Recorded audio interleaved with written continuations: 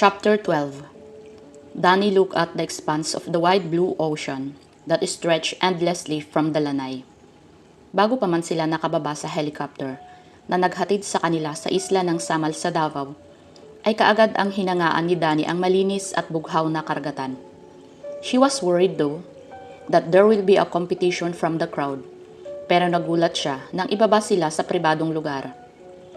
Of course, she doesn't face by the two-story villa nor the amenities around the house. Lex flaunting his wealth from riding through his private plane and transferring to the waiting helicopter. So this should not surprise Danny. But it does. Sobrang layo na ng narating ni Lex. At masaya si Danny sa naging tagumpay nito. Pero alam niya ang naging kapalit nun. Pero hindi niya maikakaila nang unang makita ang loob ng bahay na nagustuhan na niya kaagad ito. It was different from his other properties. The earthy palettes complementing the beautiful nature outside. She noticed some of the furnitures had seen old times, kaya hindi niya mawari kung paano ito napunta kay Lex. This more like a house that needs a family, and not some lonely businessman who likes visit when it's convenient. "What are you doing?"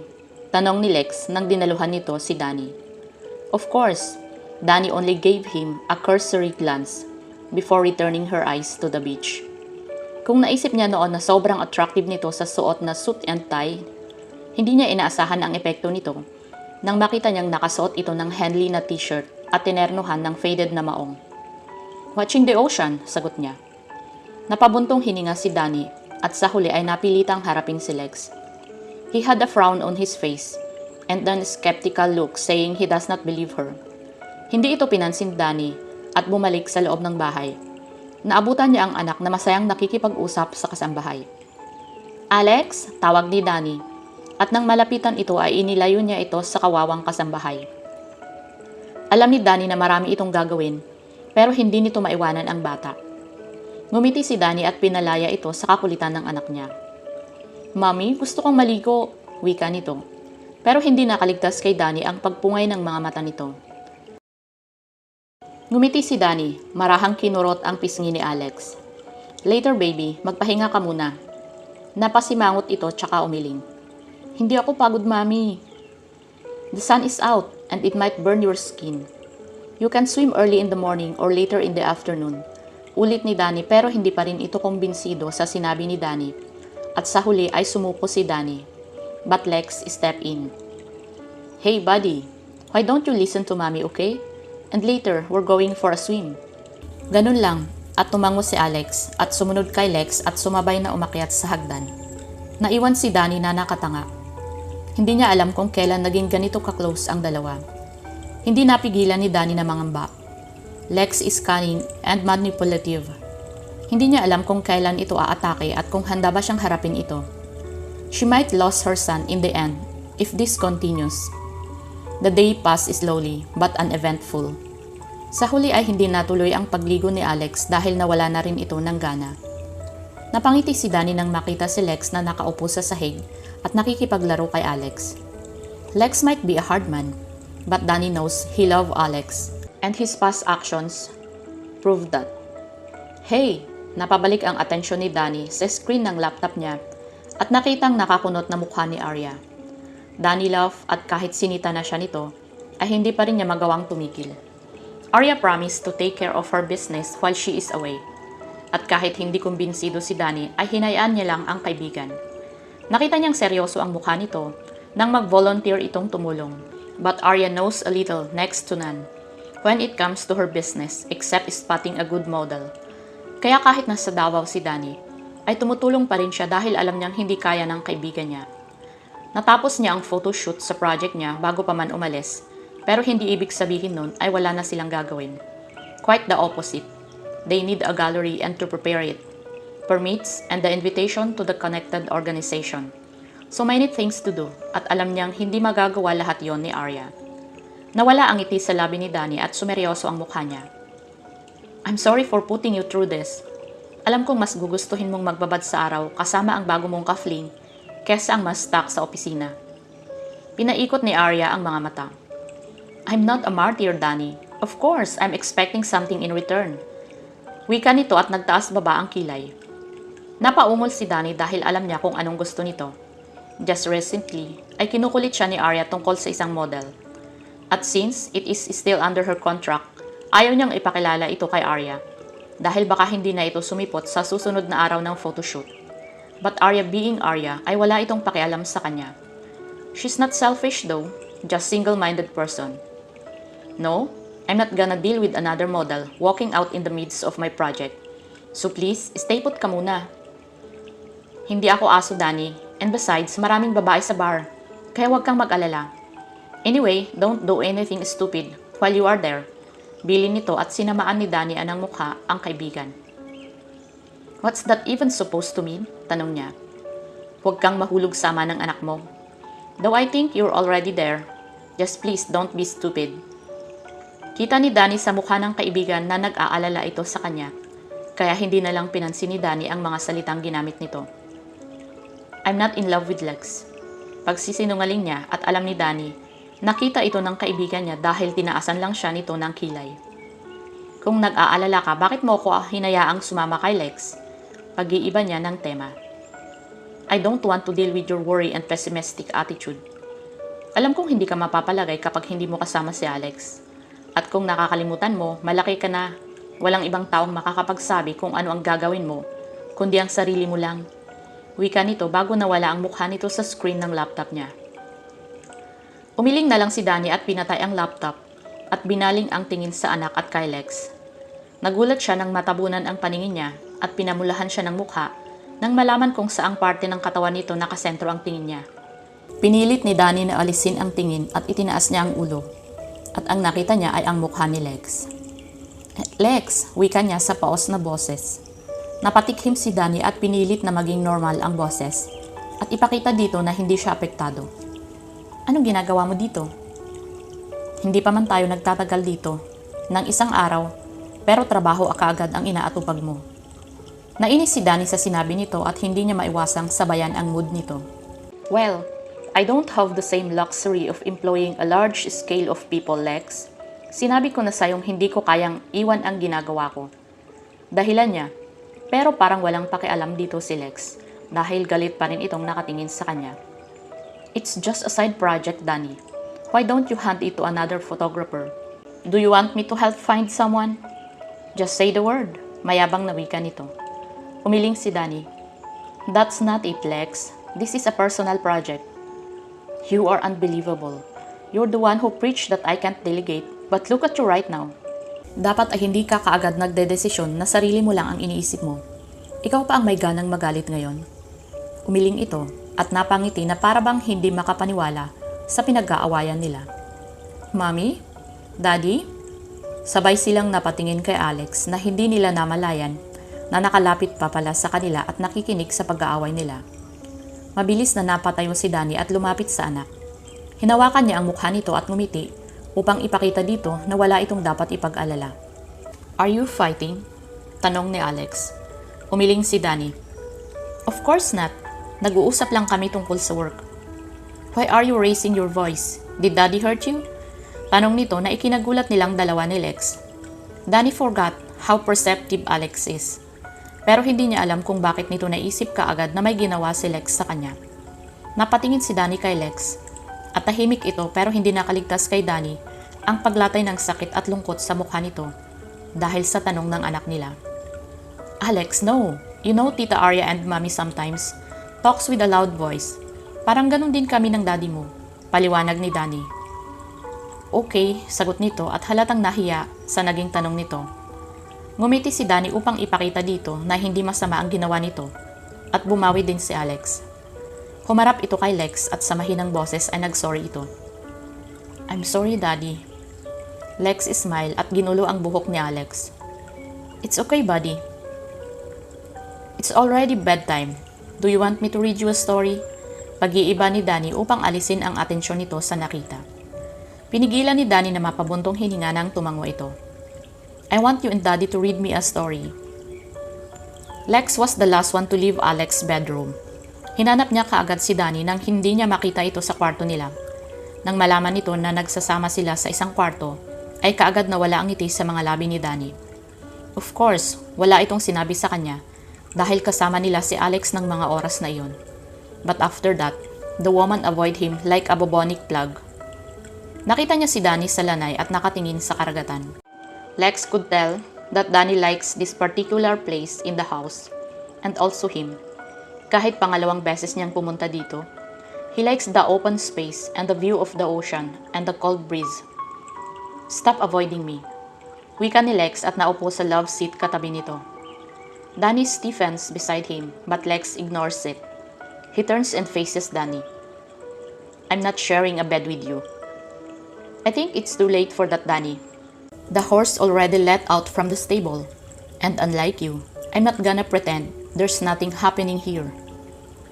The attraction might be there, but I don't need to act on it. What we had already ended, and if not for Alex, we won't be here now, Lex. Kaya pwede bang huwag na nating biruin ang sarili natin? Nakuha mo na ang gusto mo. Is that what you think of me? Nakalimutan mo bang inalok kita ng kasal? Tumawa si Danny pero hindi ito umabot sa mga mata nito. Stop being a hypocrite, Lex. Sa'yo na rin nagmula ang rason kung bakit mo ako inalok ng kasal. At hindi mo man nakuha ang gusto, pero hindi pa rin natapos ang pag-iisip mo ng paraan para makuha ang anak ko. Natin, Alex is also mine. Stop treating me like I'm some other man. Or is that your intention? Did you silently wishing that Alex is Marcia's son? Hindi ito sumagot at lalo lang nagalit si Lex sa ginawa nito. Binuhat ni Lex si Danny at pinaupo sa mga hita niya. Walang nagawa si Danny kundi harapin ang galit ni Lex. Make no mistake, Danny. You might feel something for that man, but don't ever think that he will be the father to my son. That won't happen, Lex. He's different than you. And I would... Hindi natapos ni Danny ang sasabihin nang putulin ito ni Lex gamit ang bibig nito. Hindi maintindihan ni Lex, pero para bang umakyat lahat ng dugo sa ulo niya at wala siyang makita, kundi pula dahil sa galit niya. Lex grabbed Danny's nape and claimed deep on the kiss. It was not easy, and soft kiss, nor it was passionate and seductive. It was hard and meant to punish her. His body is shaking in anger, and his blood pulsated in jealousy. He holds his hips tightly and rubs his erection. Nakalimutan niya kung nasaan sila at kung may makakakita sa kanila. Lex's mind was clouded with lust and anger. Danny though tried to fight his invasion. Pilit nitong iniiwas ang mukha niya, but Lex is a man on a mission. He wants to punish Danny, to make her see the effect of her words, to witness Lex's action when he's out of control. Stop it, Lex! Wika nito nang iwan ni Lex ang bibig ni Danny at bumaba ang halik sa leeg nito. Hindi ito pinansin ni Lex at nagpatuloy sa ginagawa niya. Pinasok niya ang kamay sa loob ng damit nito. At kahit narinig ang pagtanggi nito, ay pinagpatuloy ni Lex ang ginagawa niya. He never felt this jealousy before. The idea of Marcia, able to touch this body, exploring it with a kiss, made him a madman. He knows he's being rough. Lex can hear Danny's soft cry. No, Lex, stop it, pakiusap nito. I won't stop, Danny. I will own you. Destroy any idea of another man except me. You are mine. Mine to play, mine to fuck. Lex kissed Danny's exposed chest roughly. He was holding her carelessly, and Lex knows she might bruise but he doesn't care. He is not a soft man, nor considerate. If Danny wants to rub another on his face, she should prepare for the consequence. Tumayo siya at binaba si Danny. But as the moment he did that, Danny fell to the ground like a lifeless person. Though she is still conscious and just sitting on the ground, napansin ni Lex na nanginginig ang katawan nito. Wala siyang narinig na paghikbi mula dito. Lex cursed, not knowing what to do. Naupo siya sa tabi nito. The last he felt, doused by the whimper coming from Danny. Jesus, Danny, did I hurt you? Tanong niya at nang hindi ito sumagot ay mas lalong kinabahan si Lex. Nang itaas niya ang mukha nito ay naroon ang luhang naglalakbay sa pisngi nito. Lex cursed once again before picking Danny up. She is shaking and continue crying silently. And Lex knows that's something wrong because Danny let him carry her. This is not the same Danny. Oh my God! Anong nangyari, iho? Tanong ni Manang Inday nang makita nitong karga ni Lex si Danny.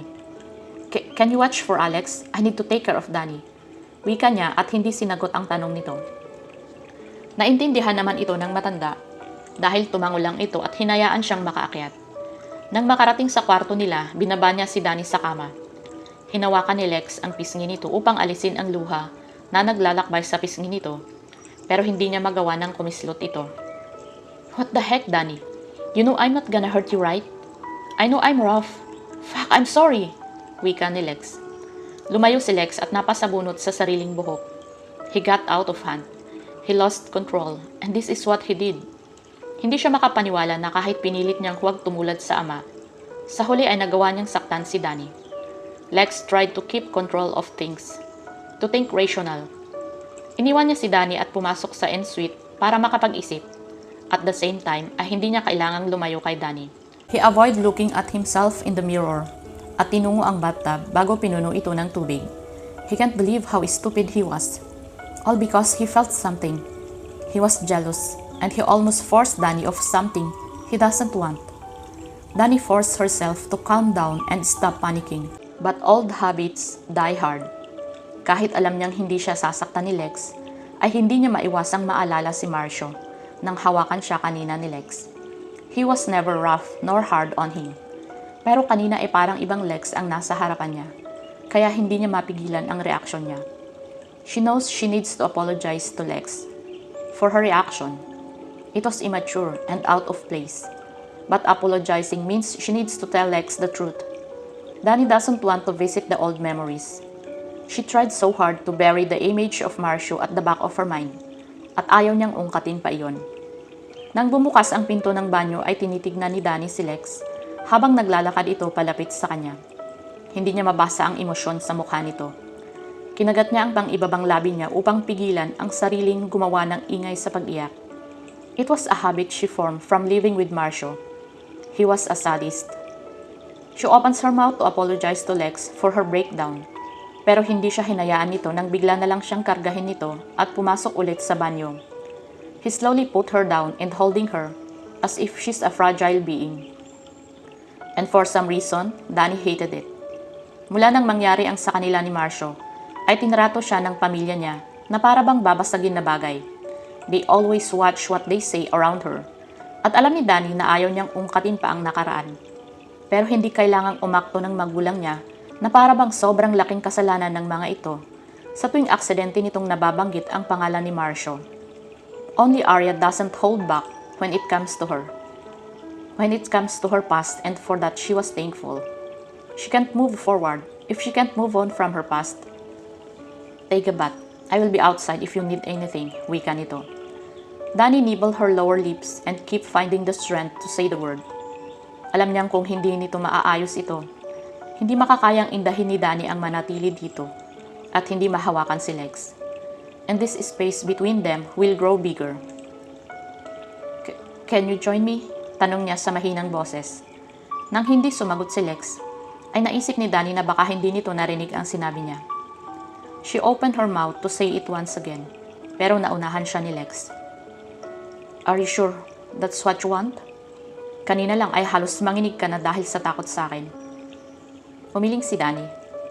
It's not you, Lex. Tell me why, then I join you. Ilang sandaling nag-isip si Danny at sa huli ay tumango. Alam niyang walang tamang panahon para sabihin dito ang totoo. She needed to say this, or else ay baka mawalan na siya ng pagkakataon. Chapter 13. What happened, Danny? Binuksan ni Danny ang mata niya at ilang sandaling hindi nagsalita. Nakatingin siya sa maputing tiles ng pader ng banyo kung saan payapa silang nakababad ni Lex sa malaking bathtub. Umaasa siyang palalampasin ni Lex ang nangyari kanina. Pero alam niyang nagkakamali siya kung kakalimutan na lang ito ni Lex. And Danny can't blame him. Sa tuwing maalala niya ang nangyari kanina, ay hindi niya maiwasang pagalitan ang sarili. She overreacted. Nagsalita ulit si Lex nang makita nitong hindi siya sasagutin ni Danny. I have my ways, Danny.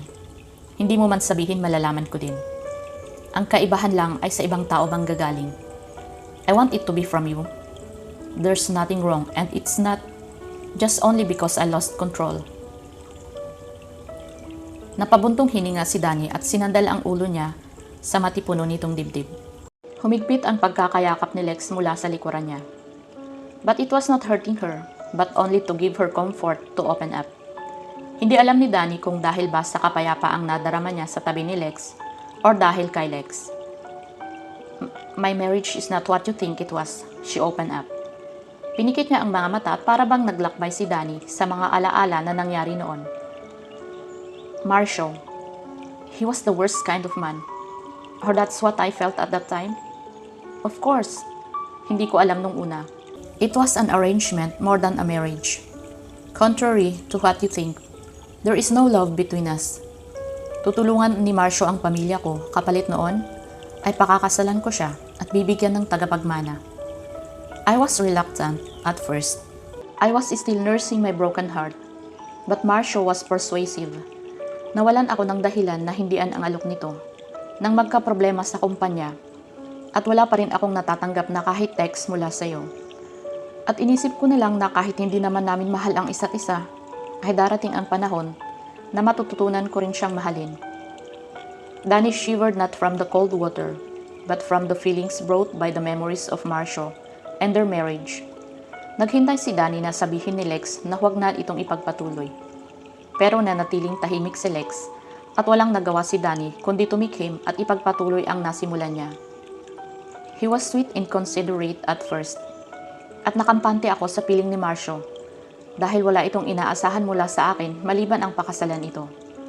He stand on his words that this will be an arrangement until dumating ang araw na kinasal kami. I was nervous, not because of the wedding, but because I was afraid of our wedding night. Wala akong naging boyfriend maliban sa iyo, kaya hindi ko alam kung paano kumilos bilang asawa nito. Of course, I was expected to sleep with him after all. An heir was one of the conditions.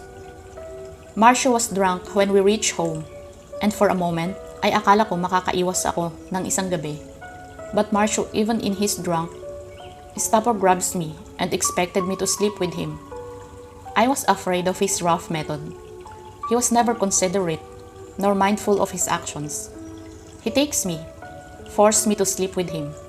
Pinilit kong manlaban dahil hindi ko inaasahan na ganon ang mangyayari sa unang pagtatalik namin. I expect careful and passionate lovemaking, like you did. I thought that's the worst he could do. Pero hindi ko inasahan ang galit ni Marshall nang malaman nitong hindi ito ang nakauna sa akin. He speaks words I can't repeat and hurt me. I endured his assault, thinking na kasalanan ko dahil tinago ko sa kanya ang totoo. Akala ko ay magbabago ang ugali na nito pagkalipas ng ilang araw. Nadala lamang ng kalasingan, kaya nagawa niyang saktan ako. Kuminto si Danny upang basain ang nanunuyong labi at lalamunan niya. Lex chest crumble, pero wala siyang maintindihan sa sinabi nito. It was as if Danny left the reality and was stuck on the nightmare of her past. Lex gave her a start when he steps out from the tub and grabs a towel from the stock and scooped Danny. Wala siyang masabi sa ginawa nito, kaya hinayaan na lang niya ito hanggang sa ibaba siya sa kama at sinimulang patuyuin ang katawan niya. Lex picked up her robe and helped her get dressed. Pagkatapos ay itinapon ni Lex ang tuwalya at lumuhod sa harap nito. You don't need to say everything right. I shouldn't have put you through this. I'm selfish for demanding the truth from you. Mahinang wika nito. His voice is low, but Danny can't read what he was thinking. Umiling si Danny. She knows she needs to let this out. Aside from her family and Arya and her therapist, no one knows about the reality of her marriage, and she doesn't need to tell everyone. But Lex mattered to her more than she's willing to admit. Hindi lang dahil sama ito ng anak niya, kundi dahil sa mahal niya pa rin ang lalaki. 5 taon man ang lumipas, ay hindi nagbago iyon. I need to say this, Lex, to make you understand why I can't accept your offer of marriage. Then by all means, but it won't change anything, Danny. Mariin itong sagot. Napangiti si Danny pero hindi umabot sa mga mata. After that night, I saw Marshall as a different kind of man. He became possessive and controlling, but at the same time, he likes to play a sick game. He dressed me up and paraded me with his business associate during a party of when we entertained guests at our house. And they look at me like I was a piece of meat, and I'm terrified that Marcia will give in to their offer. But of course that did not happen. The torment continues, and while he didn't raise his hand on me at first, he had another way of controlling me. It was one day when he left the country to join his father on a business trip, and I was staying on the house, cause he forbid me. I don't feel well for some time, and because I can't do anything aside staying inside the house, I tried to look up you on the internet. I was hoping I would get news of what happened to you, but it was not good. That night, when he came home from overseas, his face was dark and he was angry. I thought for a moment na nagkaproblema lang sa negosyo nito. But he was so mad, and I found out na nalaman nito ang ginawa kong paghahanap sa'yo.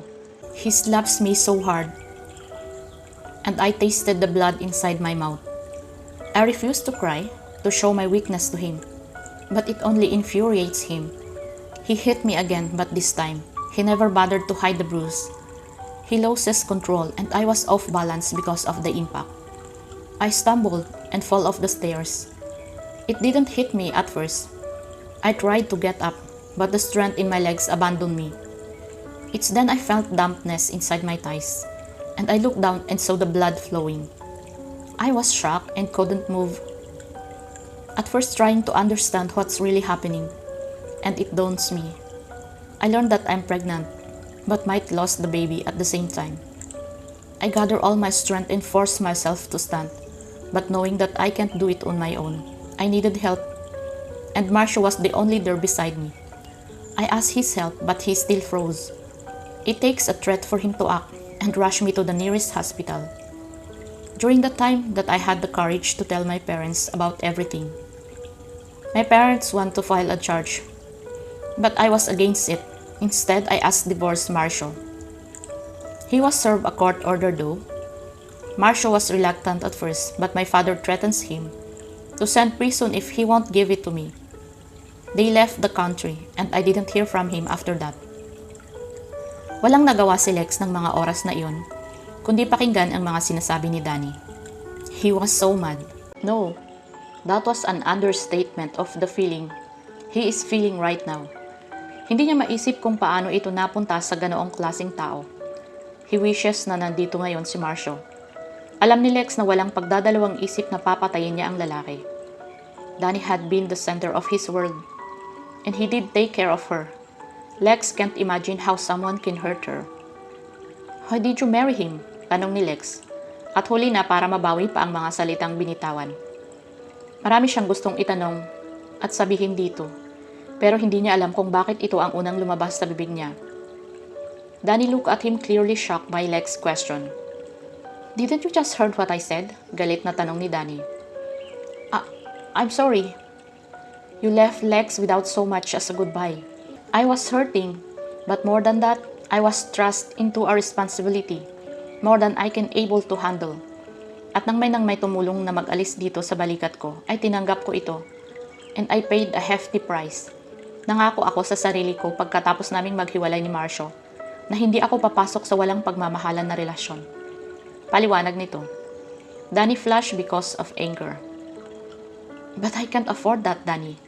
But this will be different from before. I can give you fidelity and respect. I will not hurt you, Danny.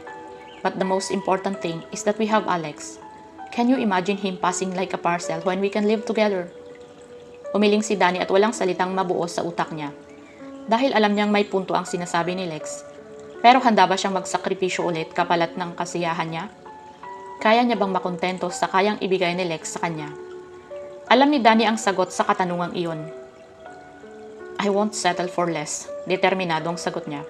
Then, ready yourself, Danny, because you will be the recipient of my ultimate seduction. After this vacation, you will forget another man. Not only that, but you will think only me. You may not ready to marry me yet, but this desire between us is still burning strong. I will use your body against you.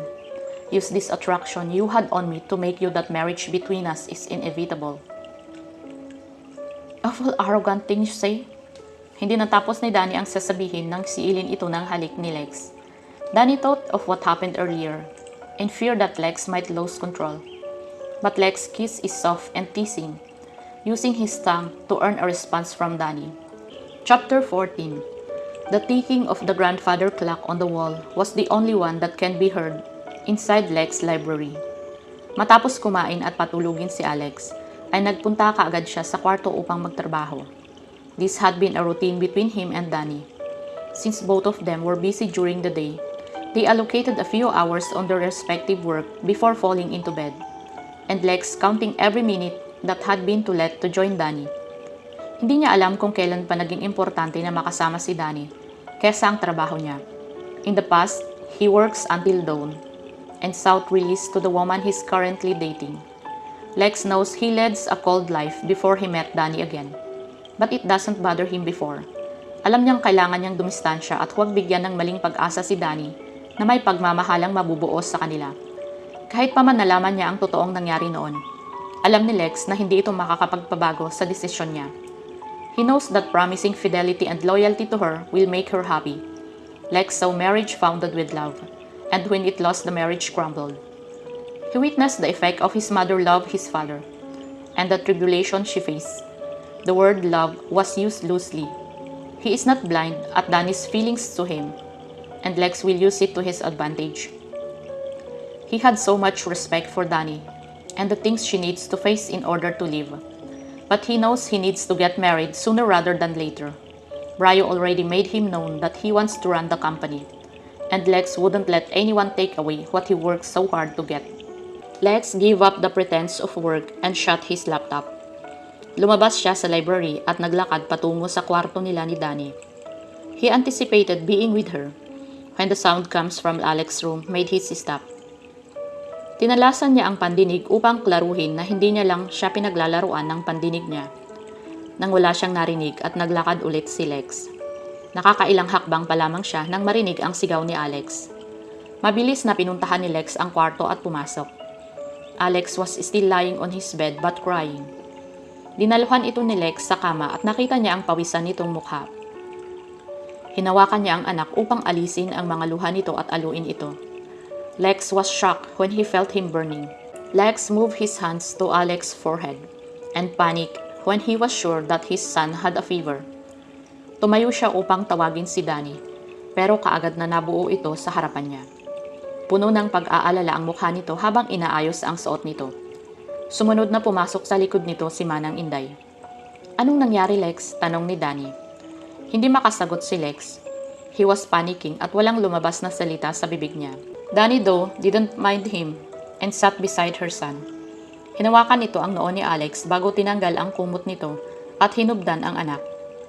"Manang, pwede po bang kumuha kayo ng planggana na may tubig at bimpo?" Utos ni Danny na agad namang tumalima ang matanda. Sumunod na humarap ito kay Lex. "Lex, may kilala ka bang doktor na pwedeng pumunta dito?" "Lex!" Sigaw nito nang hindi sumagot si Lex. Nabalik si Lex sa kasalukuyan at agad na tumango. Kinuha niya ang cellphone sa bulsa at tinawagan ang kilala niyang doktor sa isla. Nang maputol ang tawag ay tinignan ni Lex ang mag-ina. He wiped his trembling hands to his face and walked back and forth while waiting for the doctor. Pumasok si Manang Inday na dala ang hiningi ni Danny at tumulong ito kay Danny.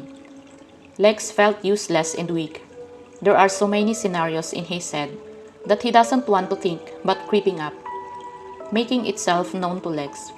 Alex sobs don't help nor Danny's silent voice while mending their son.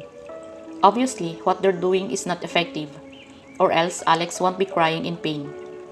A few minutes had passed and Alex was clothed to fresh dry clothes and his sheets already changed. "Is that enough? Won't we need him to go to the hospital?" Lex asked, harsher than he intended to. "Let's wait for the medicine to kick in, and the doctor's on the way so there's no need," mahinang sagot ni Danny. "You don't know that. Obviously, you don't care so much to our son, or you won't be this complacent. You don't really the attentive mother you like us to see." Lex knew that the moment the words left from his mouth, he would regret it. "Alexander!" saway ni Manang Inday. But Lex's eyes caught Danny's hurt expression, and Lex knows he fucked up. He opens his mouth to apologize, but was cut by the arrival of the doctor. Dinaluhan nito si Alex sa kama at ginawa ang dapat nitong gawin. The medicine already kicked in. His fever already down, but still he needs to take his medicine every 4 hours. If his fever is still there, I suggest to admit him. Obviously, he needs lots of fluids and rest. I don't see sign of his fever getting worse. Paliwanag ng doktor. Danny smiled and breathed out a sigh of relief. It's not enough. What if something happens? Won't it be alright to admit him now? You are not paid to just say what we want to hear. You hadn't even examined my son properly, wika ni Lex. Mr. Aragon, your son is... Paliwanag nito at hindi nakaligtas kay Danny ang takot sa mga mata nito. It's not fine. What kind of doctor are you? Are you those type who just dailying and just waiting for your paycheck to come in? Lex, that's enough. Hindi napigilan ni Danny. Hinarap niya ang matandang doktor at humingi ng paumanhin sa inasal ni Lex bago inutusan si Manang Inday na ihatid ito sa baba. Hinarap niya si Lex upang pagsabihan ito, pero tumalikod ito at sumunod na lumabas sa kwarto ng anak nila. Napailing na lang si Danny, at kahit hindi niya nagustuhan ang inasal nito, alam niyang may malalim itong dahilan. Naupo si Danny sa anak at hinalikan ang noo nito. She talked to him even he was asleep and said something soothing words until he fell asleep. Inayos niya ang kumot nito bago nag-good night at lumabas sa kwarto. Hinayaan niyang nakabukas ang kwarto nito upang kaagad marinig ang boses nito kung kakailanganin siya. Nahanap ni Danny si Lex sa library nito at hawak ang baso ng alak habang nakatingin sa labas. Nakapatay ang ilaw sa kwarto at tanging ilaw mula sa lampshade at buwan ang nagsisilbing ilaw sa pagitan nilang dalawa. Nagdadalawang isip si Danny kung dapat bang kausapin niya ito o kung ipagpapabukas na lang. Are you just gonna stand there? Napasinghap si Danny nang magsalita ito. Hindi niya alam kung paano nito nalaman na naroon siya sa loob. Nagkibit balikat na lang si Danny dahil alam niya ang sagot sa tanong niya. She can easily spot Lex in a crowded room, not because he's huge built, but there's an invisible pull between them. Lumapit si Danny at huminto sa tabi nito. For a moment ay walang nagsalita sa kanila. Danny wants to reassure him that Alex is alright. Then she remembers Lex's accusation. She wants to be a better mother to Alex. Pero hindi niya maikakailang nagkaroon siya ng pagkukulang sa anak niya. That's why it hurts. Dahil may katotohanan ang sinabi niya. I'm sorry, wika nito sa mahinang boses. Napakurap si Danny at ilang sandaling hindi nagsalita dahil akala niya pinaglalaruan lang siya ng pandinig niya. Nang narinig niya muli ang boses ni Lex at tumingala si Danny upang tignan ang lalaki. His face hid in a shadow and only the light from the moonlight show some of his features. It made him look captivating, but a mystery of a kind. I did not mean this word. God, I was so worried about Alex, and instead of helping, I beat your head when you did nothing but reassure me. Lex, it's all right. I understand feeling helpless and worried, but still don't know what to do. Umiling ito at ngumiti.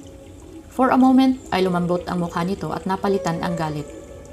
Though his smile did not show on his eyes. You can't fool me, Danny. You are natural when it comes to Alex. Contrary to what I think, I'm not the best manner to Alex. I was absent from the first year of his life, sagot ni Danny. What do you mean? Hindi makapaniwala nitong tanong. I suffered from trauma. From Marcio. It was not obvious during my pregnancy, but when Alex was born, I sometimes slip into reality and stuck into an alternate universe where everything was alright. Or that's what in my head. My mother was the one who takes care of Alex, and it takes months of their therapy before I accept what happened to me was not my fault. But I can take those times I lost. I miss so much of his growth and sometimes feeling guilty because I do not deserve our son. Hey, that's not true. Wika ni Lex at hinablot siya sa bisig nito. Alex is kind and a good son because of you. You have been a wonderful mother to our son. I'm sorry for bringing this up. What happened, Lex? Lakas loob na tanong ni Danny. I'm useless, but more than that, I'm afraid. Umalis si Danny sa yakap nito at tinignan niya ang lalaki. Hinawakan ni Danny ang pisngi ni Lex. Why? Akala ni Danny ay hindi siya sasagutin nito nang lumayo ito sa kanya at naupo sa sofa. Itinaas nito ang kamay at sumenyas na lumapit siya. Sumunod si Danny at hinila siya ni Lex upang maupo sa kandungan nito. Danny wrapped her arms around his neck and rested her head on his chest. She can hear the slow rhythm of Lex's heartbeat. It was serene, as well as hypnotic. I already told you that my mother died from an illness. Wika nito at tumango si Danny. It came up 5 years ago when they were dating. And it made Danny curious as to why Lex doesn't talk about his family. I was 17 when she died because of pneumonia. But I always remember her being sick. She works hard for us and never relies on other people's generosity. But she's beautiful though, kind and optimistic. But she suffers deep inside. I was in high school when her health degrades. Since I was underage, I can't find a work that paid well. And instead, work as help in one of the garage of someone I know. Somehow, I did try to help, pay a household bill and ask her to give up her other job. I remember I was working tirelessly when I received a call from her boss. I rushed to the hospital and found her lying so weak and exhausted. Her works in a sweatshop are killing her, but our only source of income. Her weight loss was more pronounced on her face. Her breath was shallow, and it's obvious that she needs to stay in the hospital. Lex's narrative is shaped by the sheer emotion of remembering the past. Tumikhim si Lex bago nagpatuloy. But I was surprised when they discharged her and just give her a prescription that we can't afford. I even had an argument with one of the doctors asking to keep her, and I will find a way to pay them. She is not well, but my mom won't speak because she knows that we don't have money. In the end, my arguments meant nothing when we sent home. My mom did not come back to work because her health prevents it. And in just a week, she died. Danny ached for the child who loses his mother at a young age. Though there is no proper age to lose someone you love. To experience that kind of pain at a young made a man aware of its own mortality. It made so much sense his actions. Danny can't imagine losing someone. Health service should be everyone and only to those capable. Pero alam niyang wala siyang karapatan dahil hindi niya naranasan ang magkaroon ng problema pagdating sa pera. I'm sorry, Lex, to lose your mother at a young age. It must have been so hard. Wika ni Danny. Who takes care of you after that? Tumawa pero hindi abot sa mga mata nito. I'm old enough to take care of myself. I learned at a young age what it means to survive. I grew up in slums. Being alone means I need to work hard for my needs. And as I much to admit, I did things, bad things, in order to survive. I know every trick in the book. To some, I'm just a petty thief, but it means surviving in the cruel world. Why didn't you tell it to me, Lex? You know I won't judge you. Pride still exists on me. I never considered you a snob, Danny. You're the best thing and the worst thing happened to me. You made me believe that there is still a good thing in my fuck-up life. You made me dream of a better future. To be a better man. That's why I was so mad at you for leaving me. Sagot nito. For a moment ay lumambot ang mukha nito at nawala ang galit sa mga mata. I told you I couldn't make it, Lex. That's not the reason, Danny. I was ready to believe another fairy tale. That's why I took the risk and go to Japan to find a better job. In my mind, I wish to make you proud and give you a better life.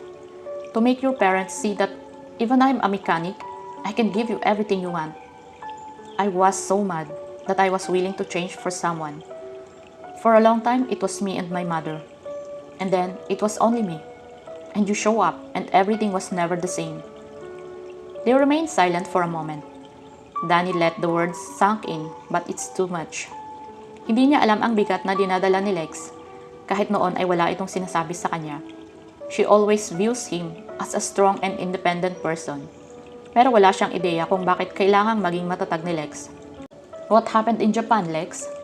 You did change your name and then become a millionaire. Billionaire, Danny asked. The offer for me was deliberate. It was my grandfather who masterminds the meeting between us. The work did not exist, nor the company. It was surprising for me to learn that I had a grandfather, much less a rich family. Then those surprise was replaced with anger when I thought of the miracle their money can do. And more importantly, I resent him for his son's sin, for abandoning me and my mother. They had the tools and the capability to save my mother, but instead, Felix Aragon remains blind on his son's sin. Sagot nito at naroon ang galit sa bawat pagbitaw niya ng mga salita. How did your parents met?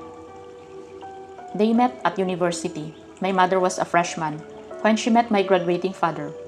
I don't really know the whole story, but as far as I know, Alejandro Aragon seduced my naive mother and let Marcela fall in love with her. Of course, he never gives up his playboy lifestyle, even if he had a relationship with my mother. What he hadn't expected was my mother getting pregnant. He denied any responsibility and accused my mother of being a slut.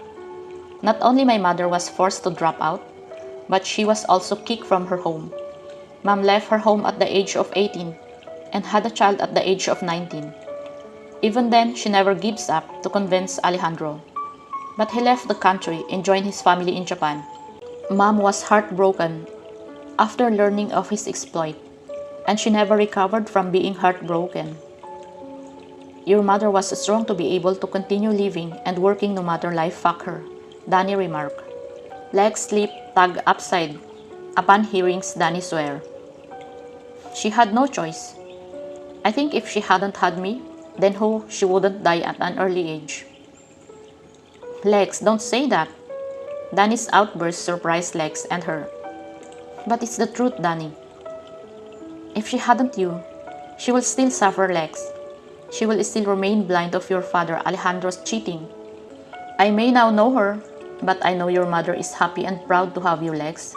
Who wouldn't be? That's a pity that's talking. Hindi ko sinabi ang totoo sa'yo dahil ayokong kaawaan mo ako. That would be the last thing on my mind, Lex.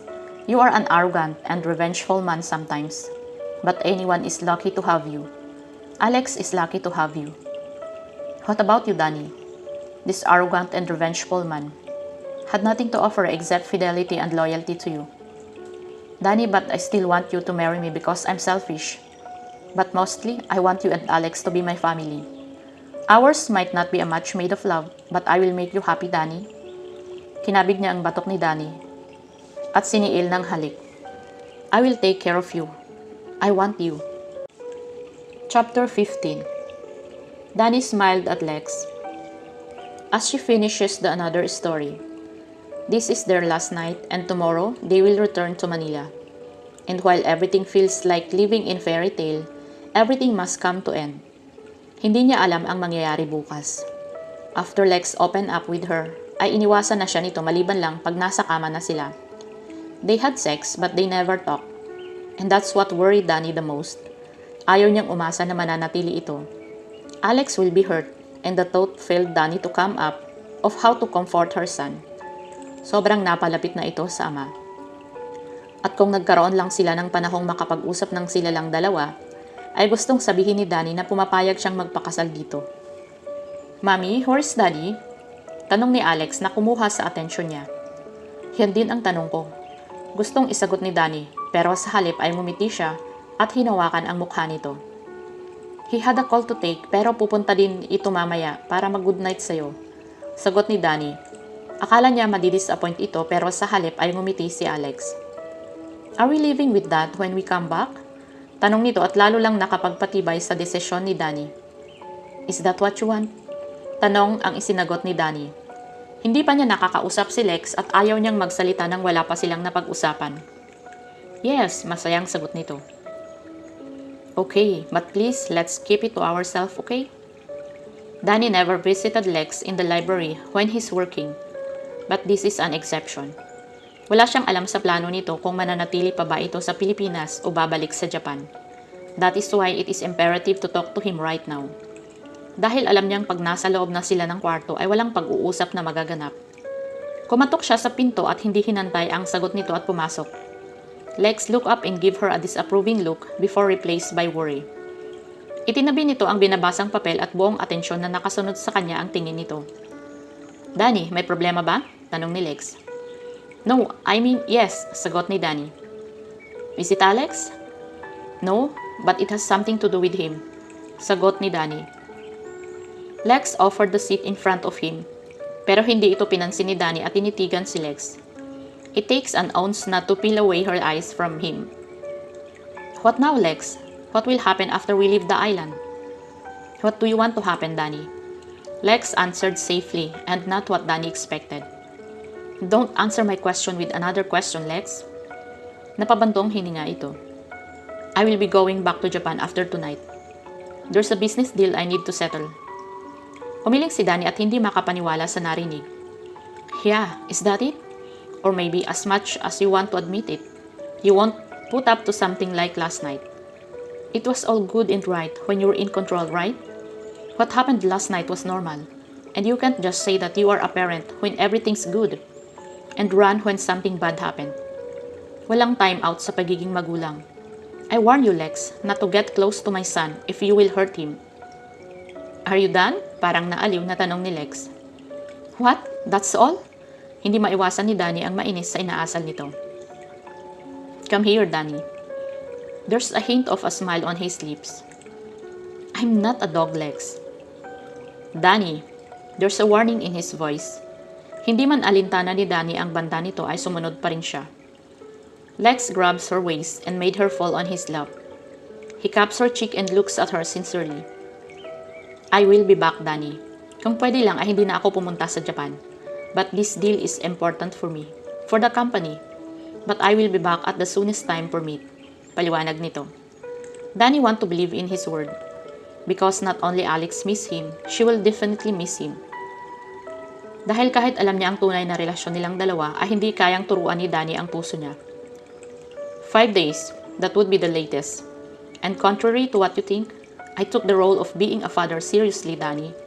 And last night might not be something I expected, but this time I'm not gonna run if something like that happens. But hopefully not. I'm sorry. After what you said, I deserve an apology better than that. Lex, kiss me, Danny. Danny touches her lips to him.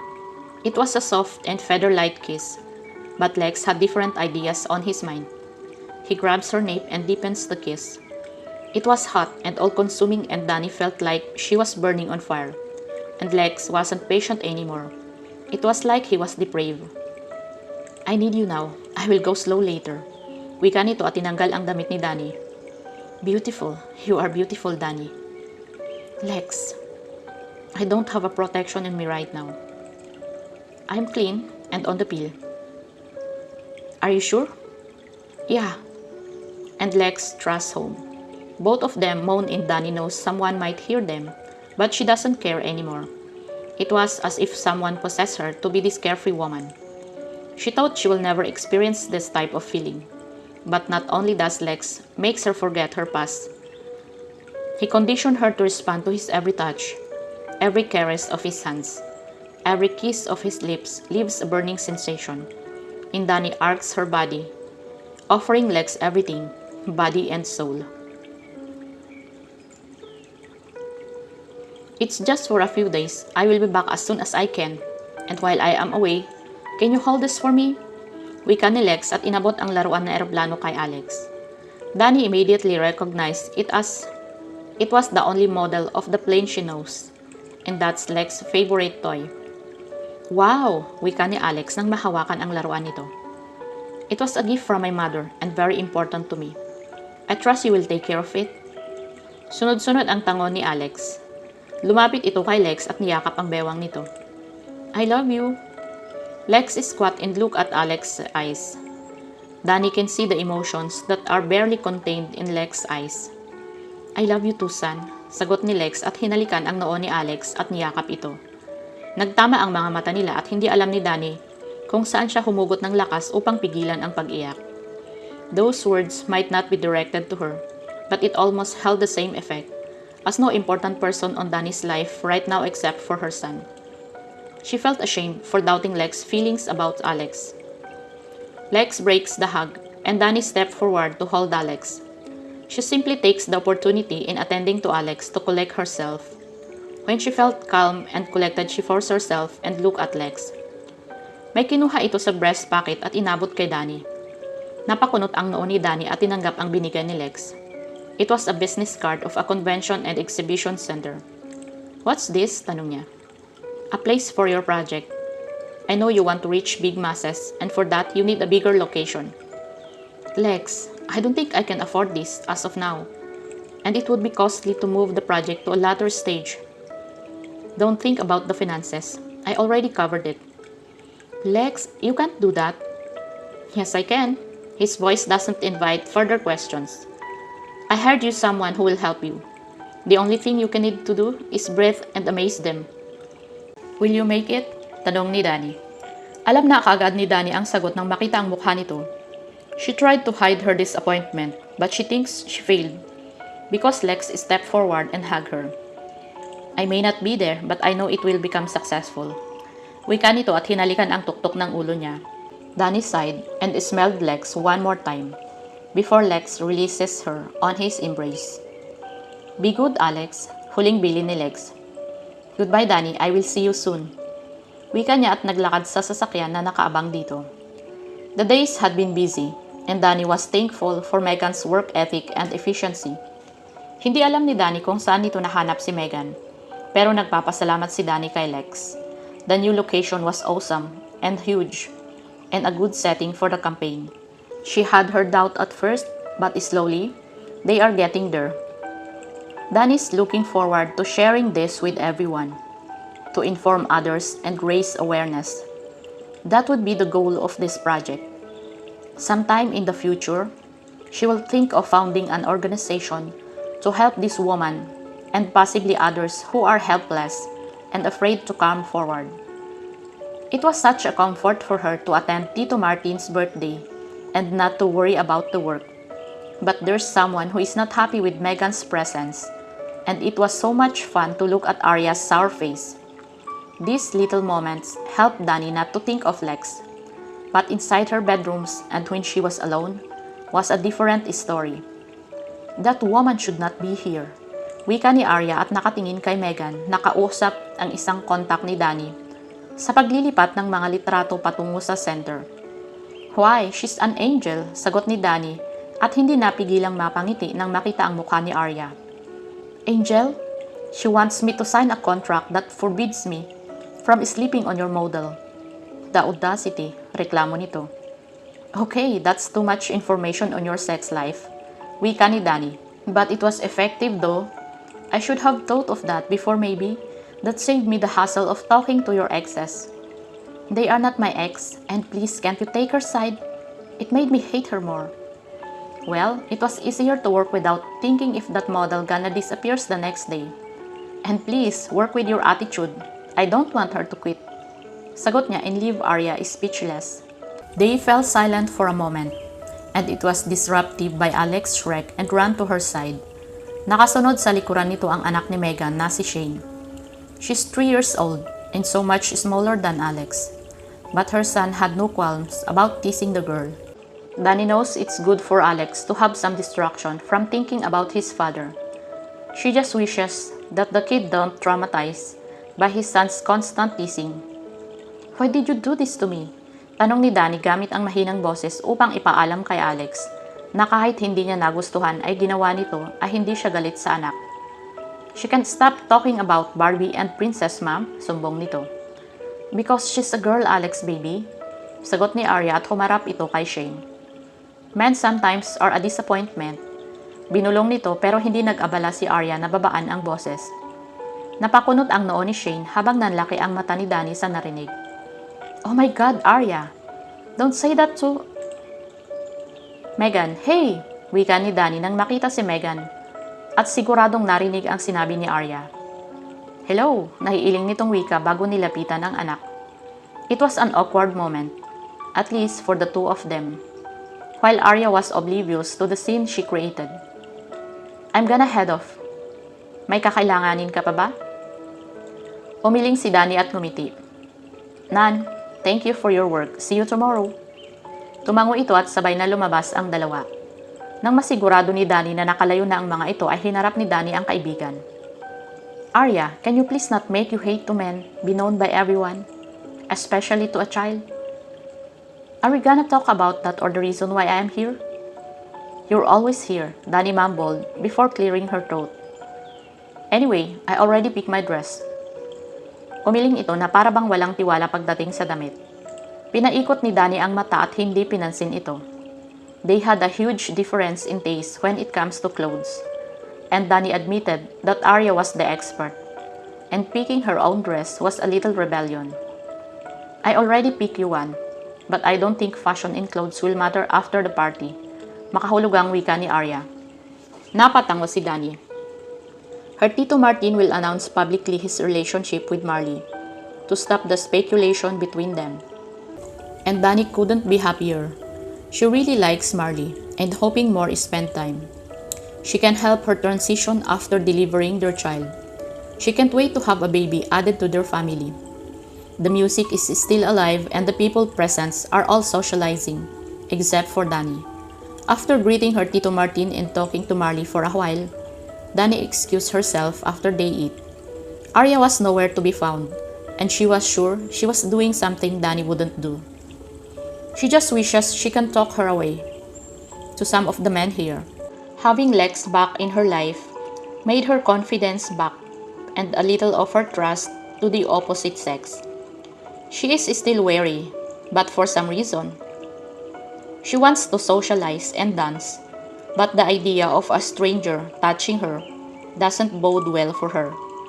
And Darren was off limits.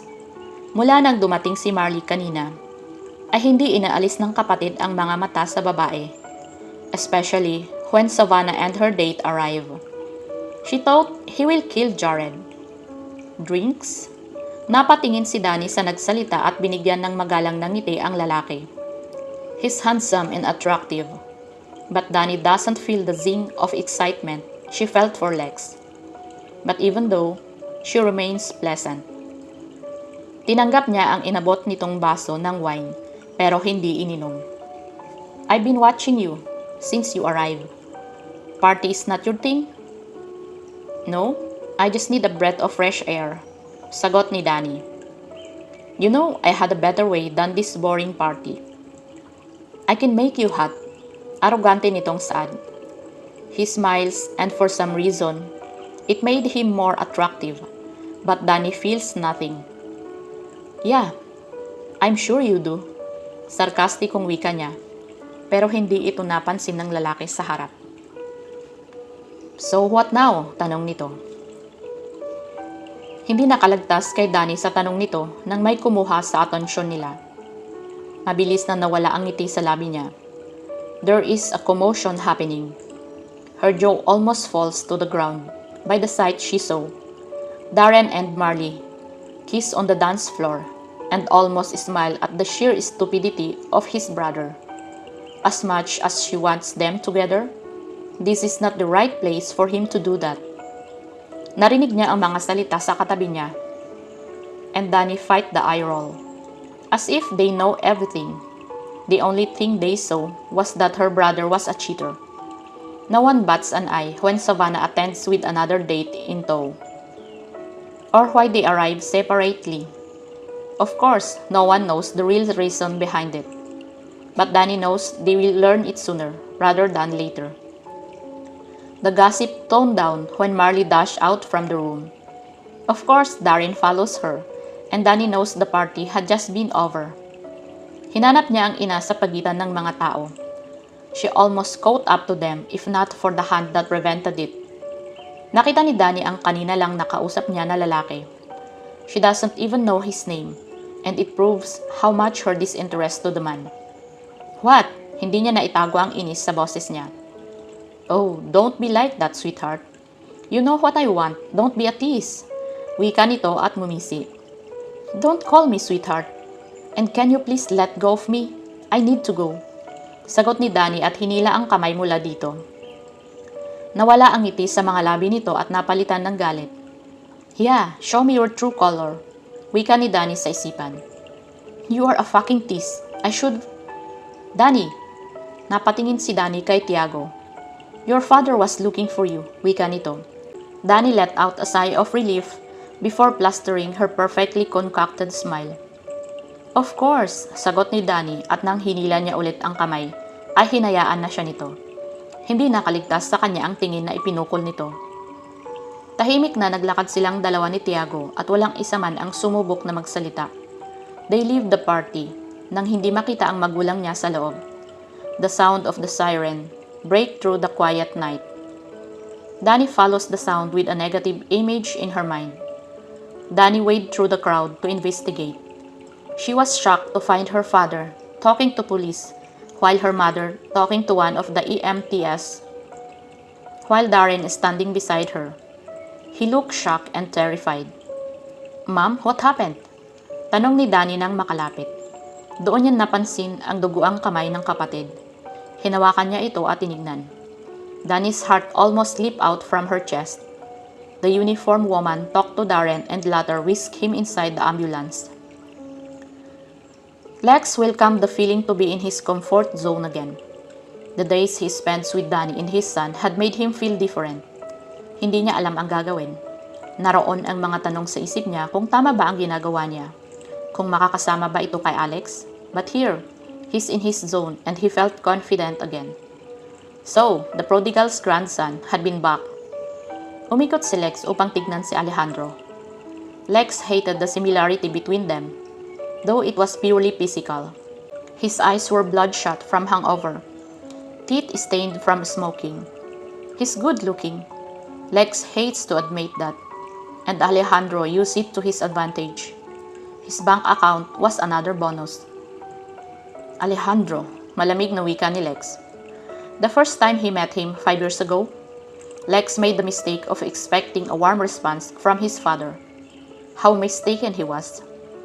If his indifference was not enough, the ignorance and dismissal of his mother was the final nail on the coffin. Nalipat ang tingin ni Lex sa papalapit na babae sa direksyon nila at huminto sa tabi ng ama. She was a foreigner and young enough to be with Alejandro. But Lex knows the reason why. The type of person Alejandro invites into his life was nothing but gold diggers and a social climbing bitch. He doesn't bother though. He had infinite cash to spend, but that will stop once he takes the higher position.